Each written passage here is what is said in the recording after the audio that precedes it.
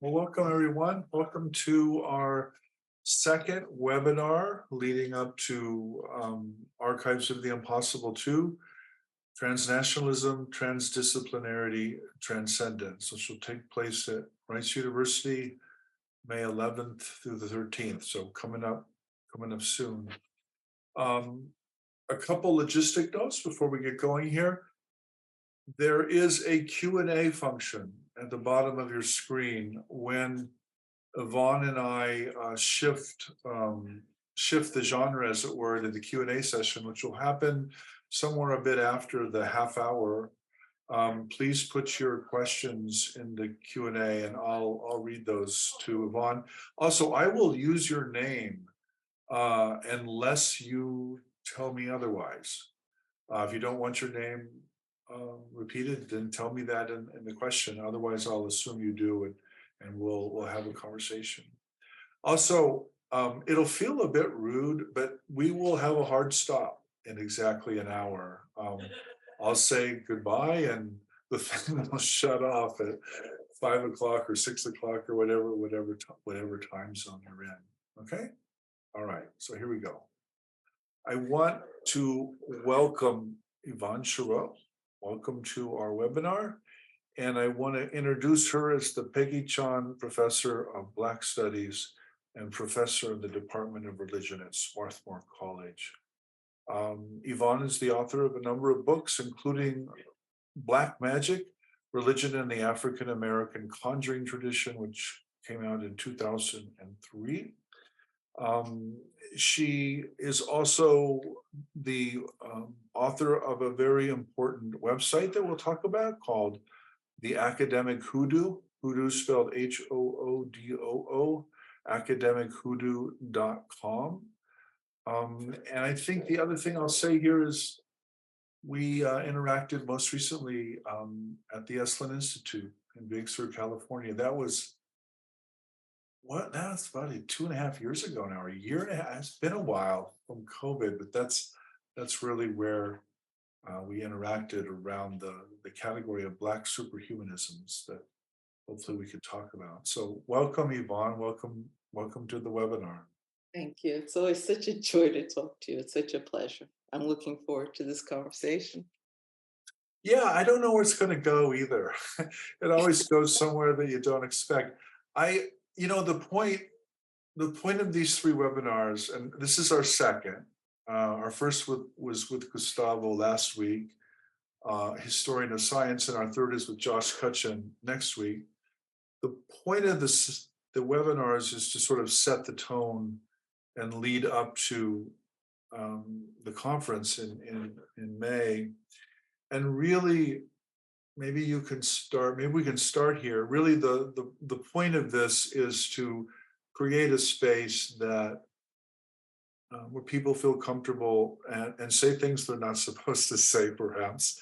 And sort of this space between the literal believer and the debunker, this sort of place in the middle, this big place in the middle where things can be taken very seriously but also somewhat playfully sometimes, and we can do things that we otherwise can't do. So I don't know, maybe just tell us something about yourself. Tell us about your life and how you got into this crazy business, and what on earth are you doing here? I guess is the question. Yeah. No, it's wonderful. It's a wonderful project, and whenever I put not an ad, but I put something on my Facebook page, Archives of the Impossible. What a great idea, right? Because it's intriguing, right? This idea that there are things that are impossible that we somehow, as scholars, and particularly scholars of religion, can make thinkable or plausible, or however you think about it. So me, I am a religionist, and I just always want to be clear about that, because not many people know what that is, but I'm firmly in the discipline of religion, if we can even call that a discipline. So I say that because my work kind of straddles different areas, different categories. So, as you know from our conversations, I'm interested in this idea of magic and supernaturalism and religion. But I mainly focus on African American, Africana religion. So it's a very interesting thing that our categories, we've sort of outgrown them, and so that and some of us in this field spend our lives critiquing the categories. So I love this notion of the impossible. So what does that mean when you're talking to a religionist? What does that mean when you're talking to a scientist? And the thing I really dig about what you're doing is that you are bringing science and scientists into this conversation. And I don't know how I feel about that. Science has a kind of prestige in our world, and religion, I don't know, in this time and place, yeah. But that's true of the US. It might not be true in other areas. So about me, so yeah, religion. I love religion. I really do. I love religions. I love to think about religions. I love to talk to religious people. And I love to theorize about religion. So that's where I'm coming from. But this idea of magic, I can't seem to get away from it. And it's something that's in the air. You mentioned my book. Now my book, when you said it was 2003, it's 20 years. And I would think that I would have moved on from that. But in the past couple of years, I've seen sort of a resurgence of interest in hoodoo, or what, I can explain what hoodoo is, or what I call African American magic. So again, the terms are contested, and we can talk about that. But that's what I do. That's what I love to do the most. Yeah, I mean, well, the book, of course, goes after the category of religion quite a bit, and messes with it in some pretty creative and of course, I think really historically accurate ways. I mean, one of the points you make is the category doesn't quite work for these traditions, and there's all this other stuff that's mixed up, as it were. That I think people want to think of religion as some kind of pure essence or pure category, and magic has always, in the West at least, and the European history has held this dubious place, let us say, vis-a-vis monotheism or theism. And I think you do a really powerful job of showing how that's not really accurate. And Yeah, and that I just came out of this is our last week of class here, but I taught a class this semester called Magic Theory and Practice, and it was funny when I advertised it. I had Harry Potter up there, sort of playing on that. But what I would love to see nothing more is looking at magic historically, or whatever way, from the insight from a religious studies point of view. And the students are interested in this. They're interested in the history of the idea. They're interested in why we have these distinctions between magic, religion, and of course I have to talk about science, right? So there's so much for us to talk about, and I would love to see more of that. But even when I offered the course, it's like some of the heads were like, huh? And yet, in literature, people study witchcraft, and so these categories, again, I think that religion has a lot to say about these things. And so yeah, that this is something I see as opening up, and judging by the interest in what's impossible, or these conversations, I don't think people even know. I think as we're learning, people want to talk about this, and they want to talk about experiences as well. So I am also interested, and I know you are interested in not so much our subjects and, yeah, ethnography is great. We want, but, these conversations within ourselves as scholars, because, if you nibble around the edges, no one's certain. And so to me, those are sometimes the most interesting conversations to have, amongst us, but opening those up for people to hear. So yeah, so this idea of magic.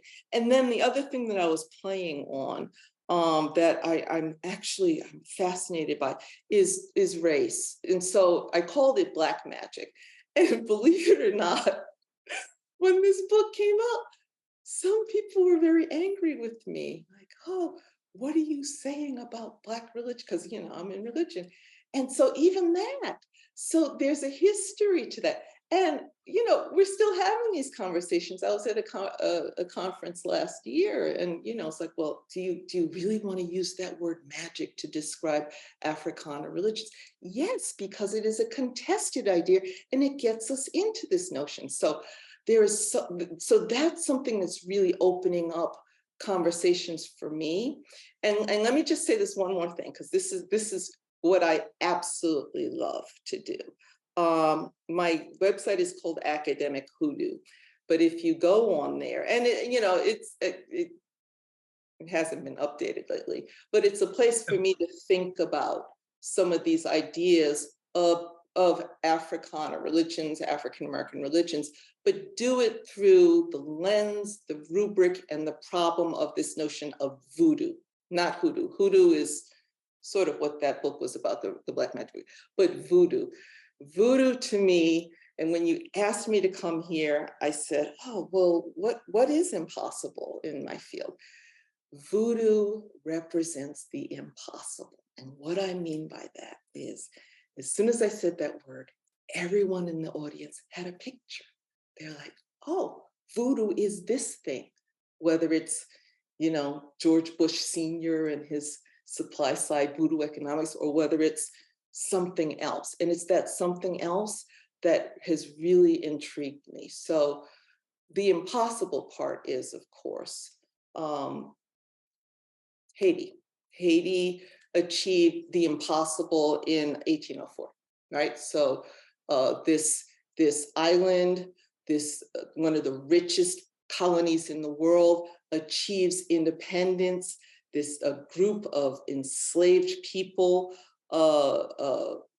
African, Creole, colored, Black people achieve independence. All right, and this is a story that is mythical. All right, it sends shockwaves throughout the Western Hemisphere. No colony had ever done this. That's impossible. But the impossible part really is this notion of voodoo, right? So voodoo, as we know, or as we're learning, had something to do with that event. Now, this is where it gets tricky, and this is what I'm talking about a lot on my website. There is a religion, there are religions that are named in a certain way, voodoo, or it's really voodoo in the Creole, but then they are interpreted as, and this notion of voodoo, anyone listening to this has heard me rant about this, it becomes kind of a synecdoche for talking about African supernaturalism, magic, the impossible stuff. And that becomes a label that has become affixed to our notions of Black spirituality, all the way down to the present day. So to me, it's an interesting problem. And how that gets expressed, whether it is George Bush Sr., whether it is the voodoo doll, these images of magic, Black magic, and so forth. So what I've been doing over the years on that website is kind of unrolling that idea. How does it get represented, and what forms does it take? All the while saying, look, this is impossible. There's no voodoo.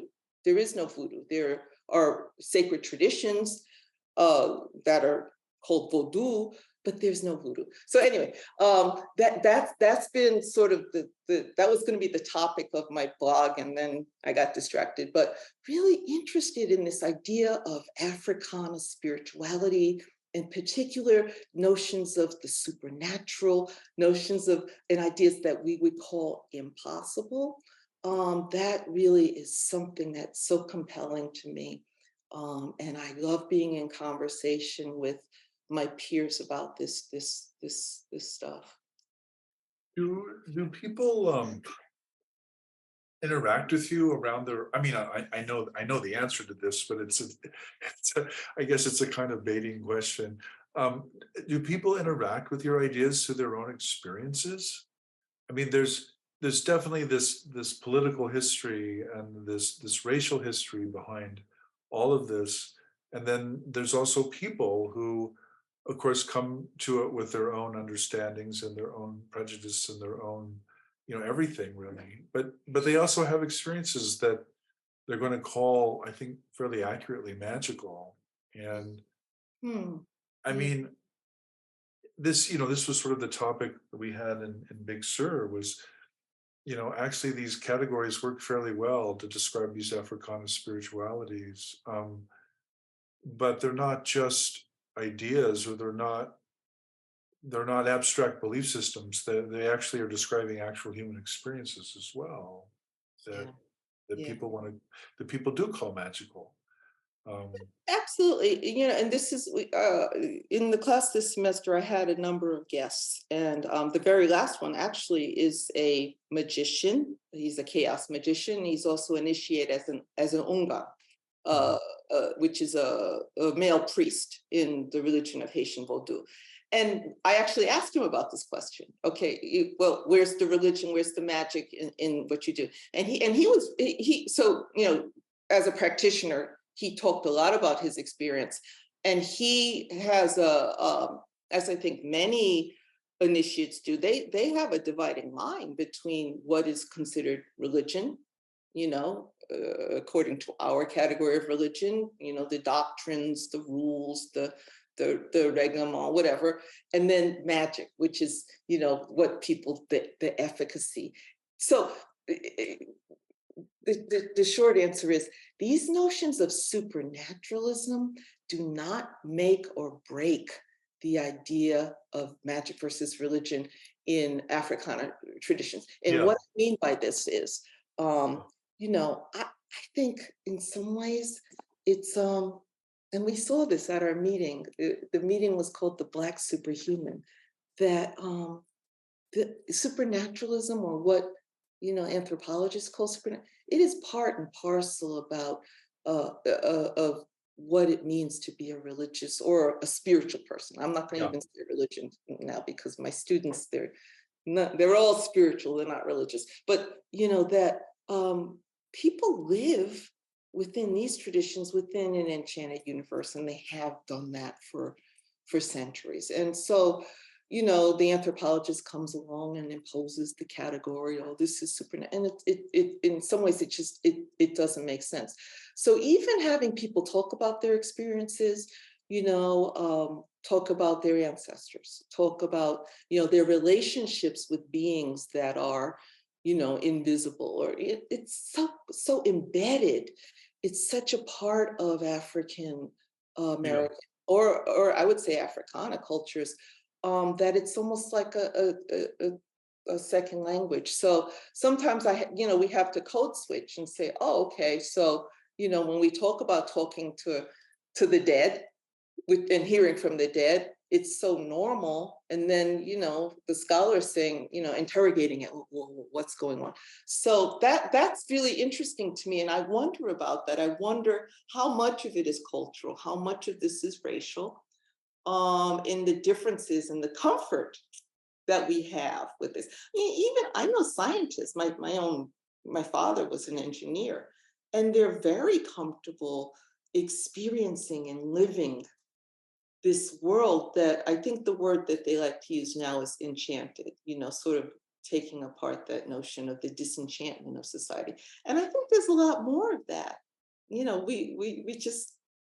don't talk about it that much publicly. So I love your project, because once people get going, they'll tell you about their experiences, and there's no shame about it. And I will just say that yes, these I have to put this in a way that doesn't get me in trouble. There was a time even, when I presented a paper on hoodoo, and I remember, and I'll call out the organization. This is probably one of the oldest organizations for the study of Black religion. And I did a paper on hoodoo. I was young and doing my dissertation. I didn't know anything, and I was earnest. And the stone faces and this, most of these people are coming from a Christian tradition, fine. I wouldn't say conservative, but there was a time when these traditions that I was speaking so eagerly about were considered, you just didn't talk about them. And so that was one of the worst talks I ever gave. They're sitting there, they're not even smiling. And now it's sort of, it's, you can talk about that. So I had to think about a time when there wasn't a sympathy for this, and that even in my own experience, but it's political. And so, and we can talk about why Black people have had, why their traditions have been contested, or why Black Christianity even itself, there's sort of been this play or this fear, and of talking about things that are magical. And then we can get into the spookiness, because as you know, my current work on comics, I'm writing about comics and Black religion. So much of this, the idiom is that of horror. So how we get from the sacred, the Africana sacred, to horror, that's mind blowing, because to me, Haiti, okay, going back to Haiti, for those people who freed themselves, that's not horror, but it reverberates in the West as horror. What did that evangelist say? That they made a deal with the devil, every kind of thing. So voodoo becomes this discourse for talking about not just supernaturalism, but Black power in a way. And so I'm like, oh man, I have to deconstruct this category. And there's so many ways you can do that. So I think I lost your question. That's okay. But I think you and I have probably talked about this, but have we talked about Vicki Nelson? no, Vic- maybe. Victoria Nelson's her name. She's a literary critic, and she wrote this book called The Secret Life of Puppets.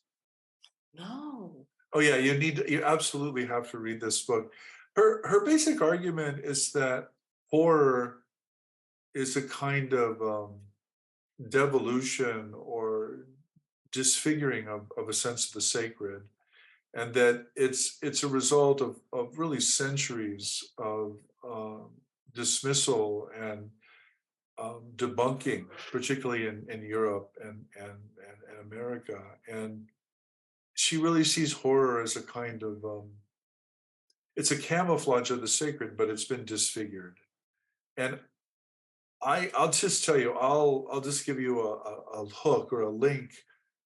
I was on a panel at Arizona State University last month. It was Zoom. I wasn't in Arizona, and it was on space exploration and religion. And it was Mary Jane Rubenstein that actually was the woman who was helping co-host it. And the question was, what aspect of religion would have to be most rethought if we made full contact with with another species? And I said two things. I said, well, first of all, we've already made full contact. We've had contact for thousands of years. It's called religion, folks. Thank you. Yeah. But secondly, I really think the thing that has to be rethought is demonology, because what people do is they demonize other people's religious experiences, and they demonize anything and everything that doesn't fit into their little world. And I just can't tell you how many times that has happened with experiencers that I know, is they get called, they're working with demons. They're not having, they're not experiencing some kind of spectral presence or other species or whatever it is. They're in league with demons.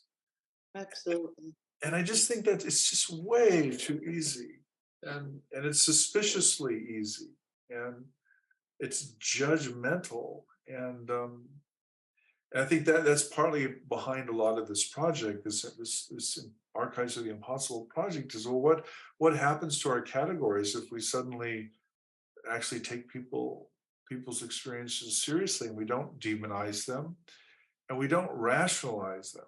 we we listen, and maybe these things actually happen to people, and they're telling us the best they have it.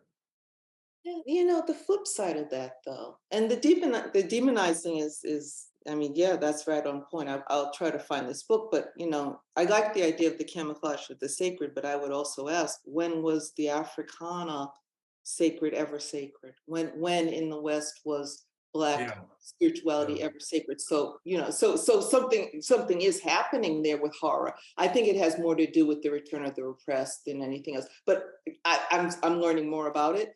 But to me, the flip side of this is not the demonizing, but the ridicule. Okay, yeah, so this is the history of magic, right? Whether it's yeah, more so, because there's magics. So there's the ceremonial and the esotericists, and I'm sure there's a few that are, the brother this and and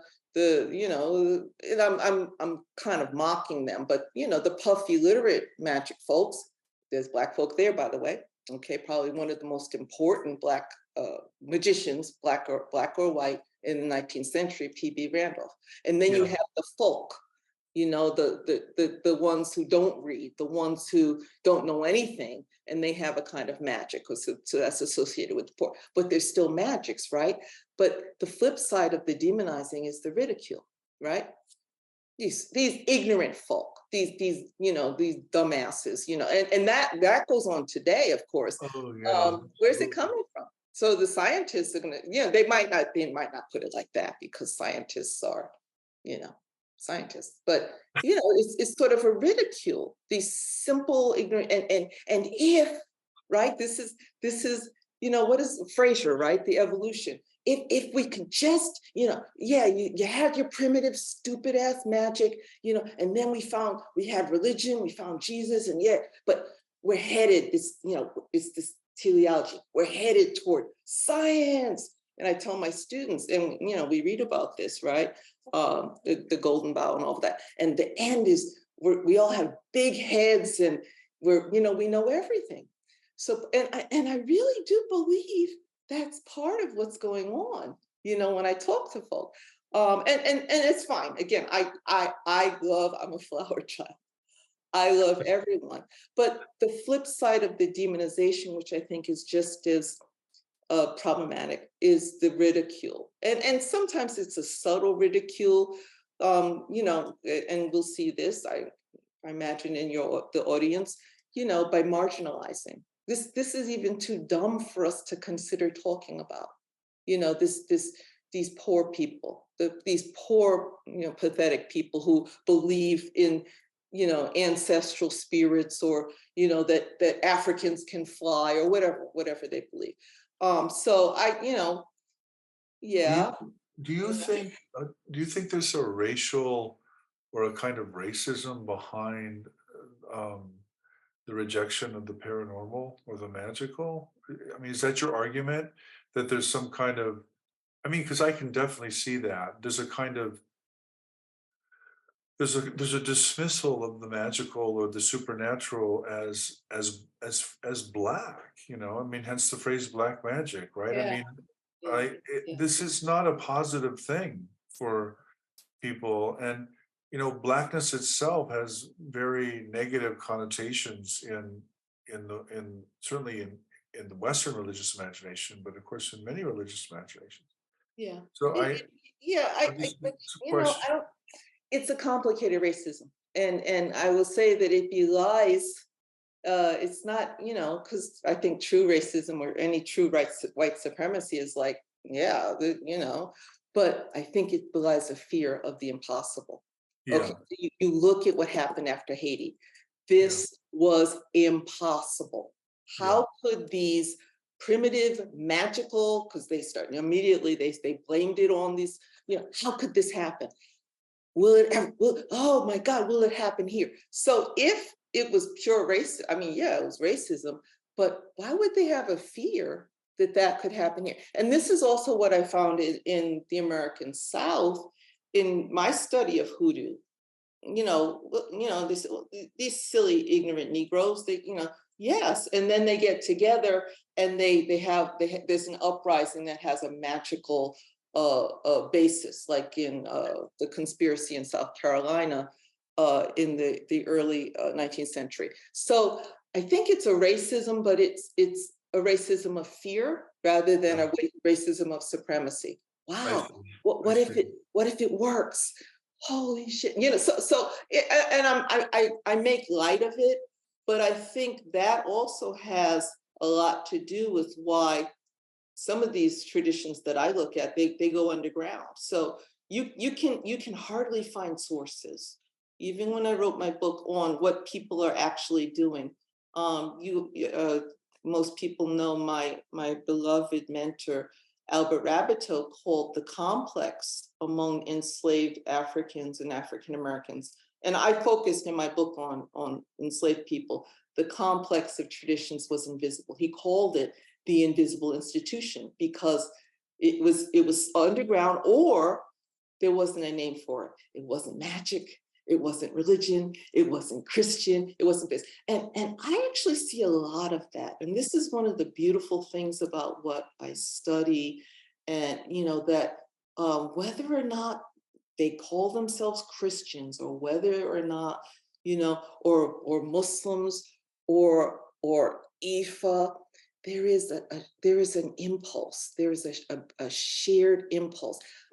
I'm not going to call it magical, but there's something. And your beautiful colleague and my brother, Anthony, Dr. Pinn, he talks a lot about this. You know, what is the impulse that all Black religions draw upon? I think it's a kind of, I'll say supernaturalism, but people don't like that. I'll say spirituality, people don't like that either. But there's something that they share. And I think that it has something to do with what you're calling the impossible, things that cannot be talked about in Yeah. rational ways, things that people share that, you know, when they get together, they can talk about it because everyone understands the language and the code. So, so yeah, a long answer to say I wouldn't. It's not just simple racism. If racism is simple, but there's a lot of layers going on to how people perceive what the other is doing. So yeah, of course, race has a lot to do with it. Uh, uh, how these traditions are understood.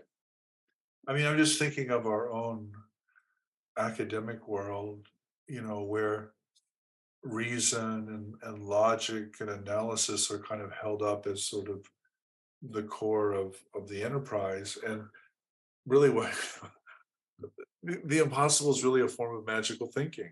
And that's a cut down, you know, that's a bad, you just got called a bad name, you know, there, at least in the academic world.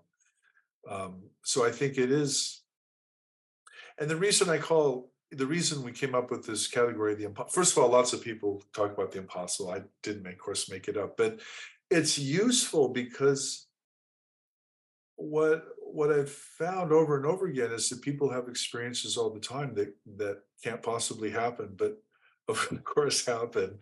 And impossibility is a function of how we think about reality. It's actually not a function of reality. It's a function of our categories and our cultures. And once you shift cultures or shift your attitudes or assumptions, then it the impossible is possible, as I say. It's and people, you know, that makes sense to people actually. That then you start talking a different kind of language. And Yeah. okay, so let me shift it. Let me shift it, Yvonne, and then we'll open it up. But here's the question that's been popping around in my head.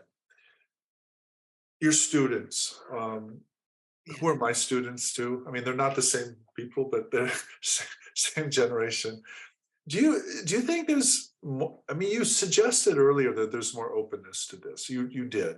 And do you think it's a function of our students and a kind of unbelief or a kind of secularism or a kind of being spiritual but not religious, or however you want to frame that? I know each of those frames does different things, but is there, I mean, because I do feel, I'll put my cards on the table. I do think we're in a different zeitgeist today than we were 30 years ago, when at least as I was leaving graduate school, I left graduate school in 93, just to date me. Um, I was trained in the late 80s. Wow, you couldn't do this then. Yeah. I Yeah. mean, this was unthinkable. And I don't mean it was not allowed. I do not mean that. I mean, it just didn't occur to anyone. It's like it was literally unthinkable. Yeah. Yeah. And it's just not now. It's just Yeah. not. Yeah, yeah. And this is something I don't have a form theory about it, but as I said, I taught a course on magic theory and practice this semester, and I couldn't have done that before. I mean, I actually they didn't even like bringing ministers to classes, 20 years ago. It was like, so because we're world religions, we don't want to be Christian, so the discipline itself has gone through a lot of weird things that just passed over me. But I said, how can I teach a course on magic and not bring some practicing magicians? So the Right. students, they're like, yeah, because, we can talk about it now. We can talk about anything now in the class. You're teaching a course on world religions or whatever. Yeah, you have a practitioner come, maybe. But even that wasn't done. And now maybe they're turning back to it. But I found that my students are asking questions because they feel like they can. I mean, this is the internet thing, right? You can talk about and ask anything. So one of the wonderful things about teaching a class on magic, everyone comes in with ideas about it. So like most young people, they're eager to learn. They're eager to learn things. And again, I actually love living in the internet age. I just posted this thing on my Facebook about, when Mr. Spock, he had his computer. I said, I want to be in that world one day. And, I was just really happy. No one understands that. But we're in a world where the information is available. So I think that young people and my students, the information is available. They just need to have it in front of them. So I'm teaching a course on religion and magic in the religion department. And so my students, they're coming from religious backgrounds, fundamentalists, a lot of international students here. So they're and secularists. I had some Masons. I didn't know there were teen Masons. So the classroom is the place where you want to do this stuff. And Yeah. so I think that because young people have everything available to them thanks to the internet. And this is what one of my guests said. They said, there's no secrets even in magic. You can Google and find out how to do the most esoteric and complex of spells or whatever you want to call it. So the information is there. I think students feel, and young people, actually maybe even a little bit older, that this is something that they want to learn about because it was either suppressed or which is odd, right? We teach in religion, it's like some you don't talk about certain things. So, and I remember when I first heard of you, and I'm going to say I'm not going to embarrass you, but this was years ago at one of those American Academy, our academic conferences. And there was this buzz, and this was years ago, Jeff. So Jeff, oh, did you read what the Chronicle of Higher Education said about this man? And so I remember going to that session. And it was packed, and I'm looking at and everybody. I was like, "What are they excited about? He's talking about things that we've been looking at for." So, and I love that but I thought you were a celebrity, but it turns out you're really nice. But I remember it was like, yeah, it might take people like yourself, not to make it legitimate, these conversations, but you have to be fearless or wacky, which is great but it just surprised me because again, in the traditions that I study and the people that I know, this is like, yeah, this is normal. But so that's interesting to me. When did this, why were they like, oh, Jeff Kripal, oh, he's breaking things. Now that I know you, I'm so happy Yeah. you are weird, but I really, really do. I do like what you're doing. And I see what you're trying to do. Yeah, well, thank you. I actually remember that, actually. I remember that. That was a packed, that was a weird event, actually, and the room was like overflowing into the hall. I was like, I don't know what this is about. That was like, is Prince coming or something? Yeah, yeah, he didn't actually. No Prince. Yeah. Okay, listen. I'm starting to get nervous here because you're talking about me. I don't want to do that. And we're getting a lot of questions, Okay. which is good, Yvonne. And what I'm going to do, I'm going to read names, and I'm going to do a couple of two or three of these at a time because there's about six of them already, and I know from past experience we won't get through things if we don't read them, and then you can just respond however you see fit. Great. So the first one is from Joel Adifone. You know Joel? Okay. Yvonne and Jeffrey, has there been any recent documentation on the phenomena of the flying Africans and Afro-diasporic PK phenomena? And then Joel also asked, can you share some of the work being done in the field of Black superhumanism and or what was talked about at Esalen? So we'll start there. Okay. Well, as far as the Black superhumanism, this is, and again, thank you to our host. I had never been to Esalen. Now I want to move there. It was a spectacular venue to bring together some of the senior scholars and people, not just senior scholars, but people who are doing interesting work on African American and religions. But it's a talk. It's an emerging conversation. But for us, for that group, and I'll just say this, the question of superhumanism was problematized, right? Because, again, when has the Black person been human? When did the Black become human?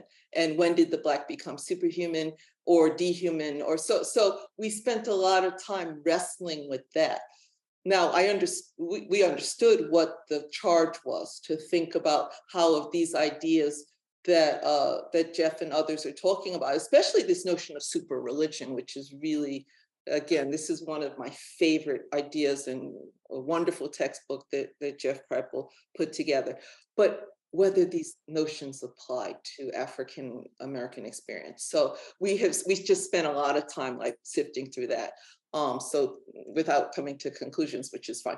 But as far as you mentioned the Flying Africans story, and something else, the PK, which I didn't get, but the Flying Africans, this of course is a trope, a theme of folklore that comes from African American people that sort of euphemizes the notion of freedom, and with this beautiful idea of African sprouting wings that finds its way into different kinds of folklore, supernatural lore in during slavery and after. So you're asking what the question was, is there any new research on it? I don't know if it's new research, but there's a lot of research that's been done by Black scholars of religion. I'll say there's a lot trying to interpret that as, and I don't want to drop names of people. Jason Young, I'll drop a name. Jason Young has written an article that actually talks about this. Well, this might not be metaphor, and especially if we look at this using the lens of religion, because we're, the imaginal and, the real intersect. So that's one reference. I don't know if there's anything new, but there's been a lot done on the Flying Africans. The second part, I didn't quite get. You said PK, was that preaching? Yeah, it says PK. Afro-diasporic PK phenomena. No, it's okay. But yeah, the Flying Africans, find Jason Young's articles, beautiful article he wrote for the Journal of Africana Religions that sort of tackles that, and there's a lot of wonderful strands. This is a theme that comes out in, I'll say folklore, but in the visual, really wonderful stuff. So yeah, but I don't know what the PK is, sorry. I will say, Joel, there's a book coming out from Yale, probably the fall, called "They Flew," and the subtitle is "A History of the Impossible." No. No, yeah, really. It's by a historian named Carlos Ayer, and it's about mostly Italians, by the way, Italians and Spanish women who flew or levitated or floated.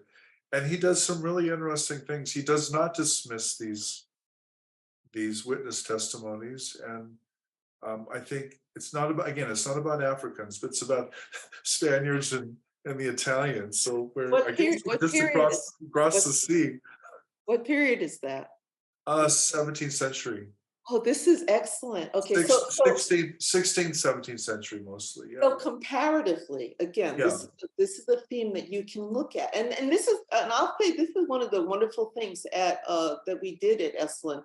We were looking at Africana traditions comparatively, and I think one of uh, yeah, things like psi phenomena, whether you can, what Africana religions have to say about psi or African experiences. So, trying to bring that language Yeah. into with a lens on Black religious traditions. It's interesting, but we're just getting started. We actually Okay. have a lot of fun at Esalen. We're not always working, but So, okay, so two more. These are related, actually. Skylar Phillips asks, with your academic background, what are your thoughts on Spawn, the comic character? Okay, so that's the first one. By the way, I have no thoughts about that. Maybe you do, Yvonne. The second one's from John Martin. I know that both of you have an interest in comics and the representations of the supernatural, the superhuman, or the impossible. I'm curious why you were both drawn to this particular cultural form. For many of us, comics may have been our first encounter with the impossible after or instead of religion, but was that the case for you or your students? Hmm. For me, my students, well, my students don't really know that I'm doing this, but yeah, it's the geek thing. It's the geek thing. I don't, I've been interested in comic studies. It seems to be a closed, group of people that look at it. And like so many things, people leave out religion and religion. So there's a lot of that's been written on Black comics and comics creators and but religion. So it's kind of new. That's what drew me to it, but it's really the geek thing. Spawn, yeah, Spawn. I actually like the movie better than the comic, but I have my favorites. The thing that's really interesting to me about comics, spirituality, and religion, whatever you call it, is the intersection with the Afrofuturism, which seems to be a kind of it's just utterly fascinating where these notions of ancestralism intersect with Afrofuturism. Afrofuturism is kind of an arts kind of political movement. That's where you find magic. And it's so clear. So I'm interested in that as well as the 20th century comics that Jeff and I love because we're older geeks. But that's why I got into it. And Spawn, yeah, maybe, yeah, Yeah, we don't all have to be Spawn fans. yeah. Maybe we are. I don't know. All right, so here's another one. This is interesting. I am interested in the topic of ecological crisis. Oh, this is Samantha McBride. I should say the name. Samantha asks, I am interested in the topic of ecological crisis among people who have had anomalous experiences, Mm. just starting the research. Does Dr. Chireau have thoughts on this topic as it relates to her work? Ecological crisis. Well, this is a burgeoning field. There's different ways of thinking about it, environmental studies, critical environmental studies, and so forth, eco spirituality, and so forth. So as far as what I'm interested in, again, the Africana traditions, I look for eco theologies and ways that Black people have sort of spoken to a crisis that is not new for them. And you can go all the way back to indigenous traditions, African traditions or African American traditions to see that. Some really fascinating work is being done. Uh, and it's not so much in religious studies, but thinking about the relationship of the human to the earth. But it's not so much a part of what I'm looking at, except to say that, like Native American, I'll put this in air quotes because we're not even clear that Native American religions are religions in the way that religions have been defined. But there seems to be an attempt to recover a lot of the spiritual sensibilities that Native Americans have brought with respect to the human relationship to the earth. You find a lot of those themes in indigenous African religions as they are being reinterpreted by in Black America. So what I'm saying is there's sort of a, I'm not going to call it revival, but there's a resurgence of Black American people and young people who are turning, and I'm not saying they're turning away from the Christian churches, that they might be, but they are turning to African-based religions, which always have this strong component of relating to nature, whether through nature spirits or through other ways. So yeah, the long and short of it is, yes, there's a lot that African or Africana religions have to say about the crisis, as you put it, that comes through the traditions themselves. And but I do find, again, the young people are sort of leading the charge. They are turning to these religions, and these are religions of initiation with a new interest. So, and I'm thinking of not just Haitian Voodoo, of course, but other African-derived religions, uh, Santeria, and Ifa. So you will find there's a nature religion component. I use the air quotes because, again, the categories are fraught, and I think scholars have tried to make sense of this. But these are part of the spiritual traditions from Africa from way back. Yeah, I hope that answered your question. I'm not sure I got it. No, no, you got it. I would just add to that, Samantha, that a lot of anomalous experiences involve a kind of ecological punch in the sense that the person's not separate from the environment. There's a kind of wholeness or unity there. I'll also say that if you look at something like the UFO phenomenon, there have been two big moral issues from the very beginning. One is nuclear nuclear energy, and the other is ecology. And those have been the two apocalyptic themes of contact experiences for about 70 years now. And I think if you go back to Yvonne, you'd be the expert here. If you go back to the 19th century and look at something like spiritualism, there's a pretty tight relationship between spiritualism and the abolition movement. It's not absolute, but it's definitely there. I mean, there's definitely a kind of prophetic social punch to a lot of these anomalous movements. Yeah, it's funny that you mentioned spiritualism because we talked about that in magic class too.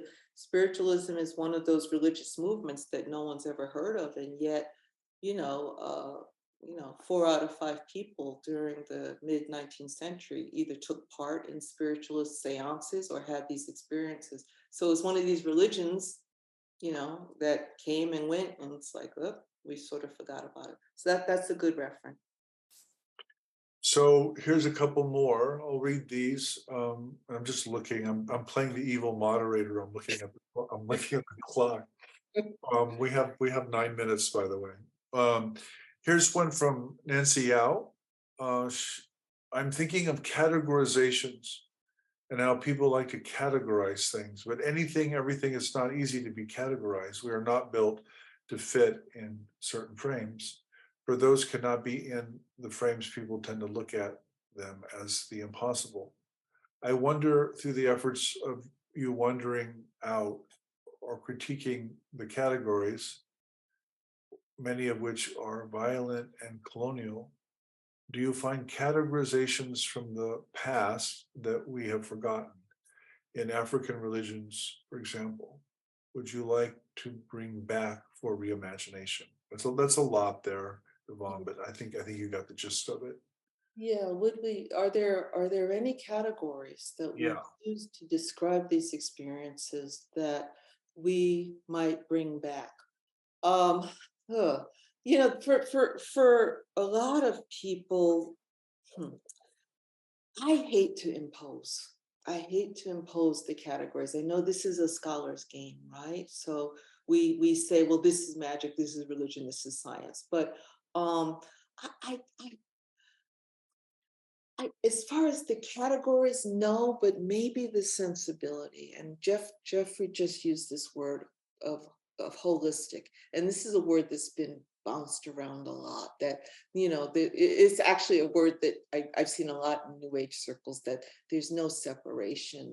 That there's sort of a oneness.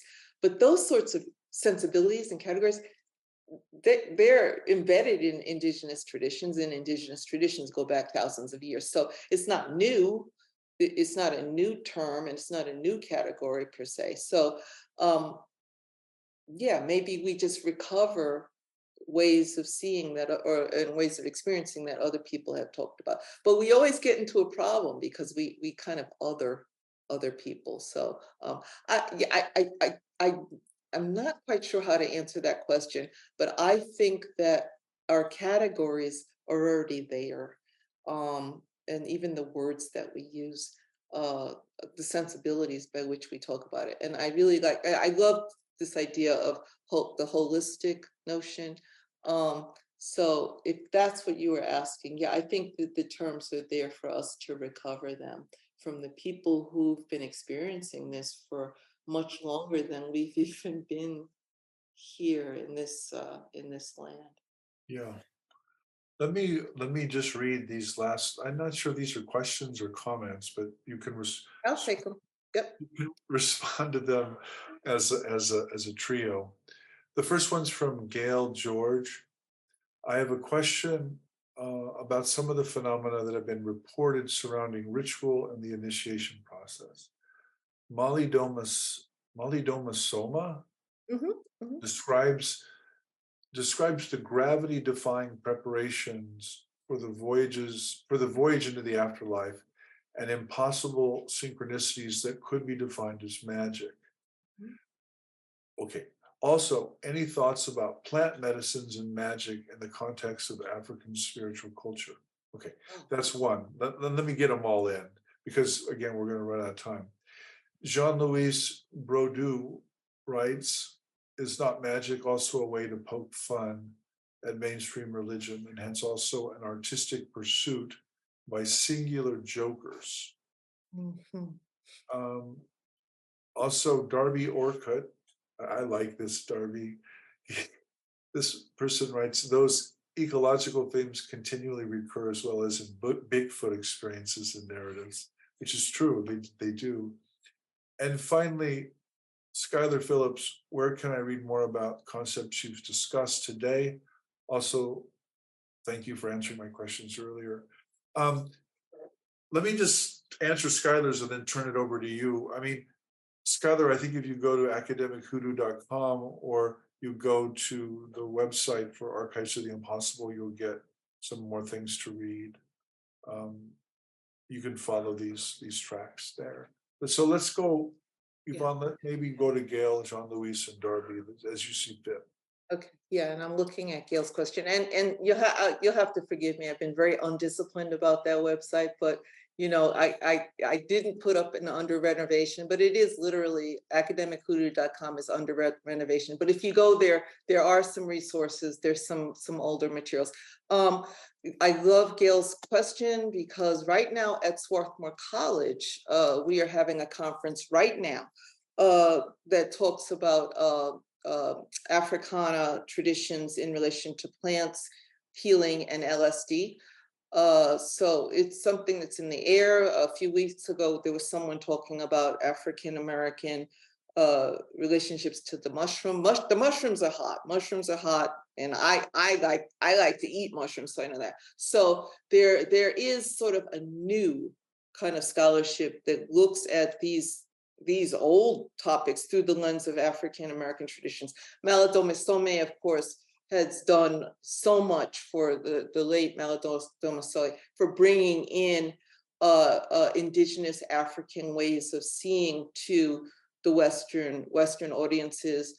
As far as the initiation experiences, yes, but absolutely, any initiation, you're going to have experiences, right? So whether you're initiated into the priesthood, and Jeff might be able to tell more about this, in the Catholic tradition, whether you're initiated, in the magical tradition, and whether you're initiated in the tradition of Voodoo, the this initiation that's what it is. It initiates an experience or a relationship either to a deity or to a tradition. So miracles happen, or miracle is the word, the approved word. Uh, Impossible things happen. It's one of the reasons why people want to become part of these. There's something that's just very real and wonderful. And Malidoma Some, of course, was one of the people who brought a lot of these traditions to the West for Western consumers. So we're grateful for him. But yes, absolutely. I'm not going to say get initiated, because like any magic, like any initiation, it is life transforming. But yes, these experiences that are impossible or that would be called impossible are part of the experience, because that is what it is. You are expanding your ability to recognize or to experience something. So it's a wonderful thing. But I'll just say that you don't have to go to magical traditions to have initiations. You can go to therapy and have initiations. So that's just the framework that people use to think about it. So yes, I hope that answered it, Gail. Yeah, Yvonne, I'm gonna play the, I have to Oh, be the evil we're moderator. past six. We're past six. I'm Yeah, so no, it's okay. We're at the top of the hour, and so I'm just gonna have to thank you again and say goodbye to everyone. And you're coming to Houston in a couple weeks, right? I guess it's three. What is it? 3 weeks away now? we're gonna have so much fun, right? All right, all right. We'll see you. We'll see you soon, Yvonne. Thank you. Thank Thank you. you all, and we'll see you tonight, or see you in 3 weeks.